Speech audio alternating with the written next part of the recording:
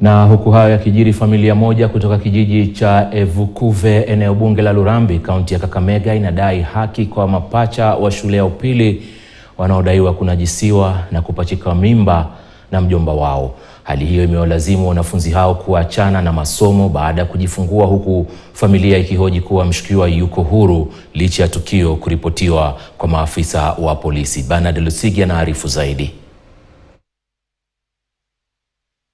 Wasemavyo kuwa watoto pacha ni kama mkono na kiganja, tunapozuru nyumbani kwa waathiriwa ambao tumebana majina yao, tunaopata wakiwa wamejificha nyumbani kutokana na hofu ya kukejeliwa baada ya kujifungua takriban mwaka 1.5.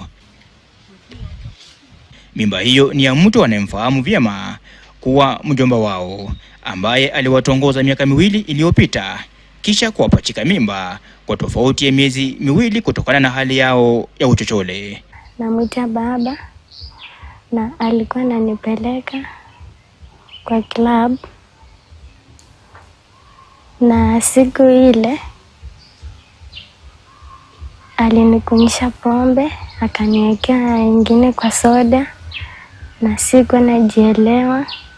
Tena siku iliyofuata tena akanifanyia hivyo na hivyo, na hiyo siku najielewa.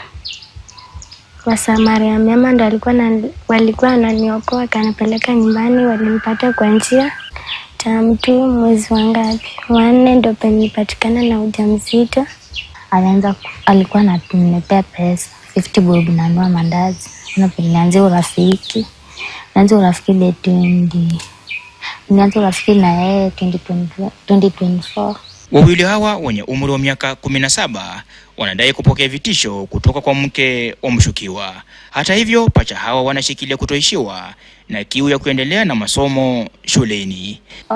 Wanatanga tu vitisho kila siku. Anasema ati mimi nitawafanyia kitendo mbaya na natoroka hapa.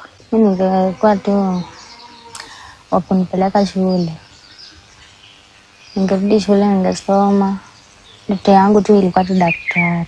Nyanya ya watoto hawa aitaka serikali kuingilia kati na kumchukulia hatua za kisheria mshukiwa mkuu ambaye yuko huru. Ashikwe, aletwe, andike statement, serikali waone watamfanyia nini. Kama ni kufungwa afungwe, kama ni nini. Sasa ni serikali waone vile watamfanyia. Sasa akatoroka mwezi wa 4.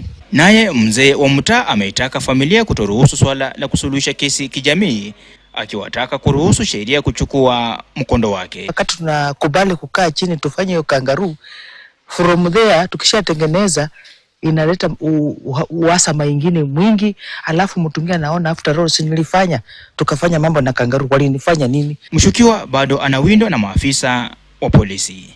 Bernard Lusigi, KTN, Kakamega. Kaunti kote nchini zinaendelea na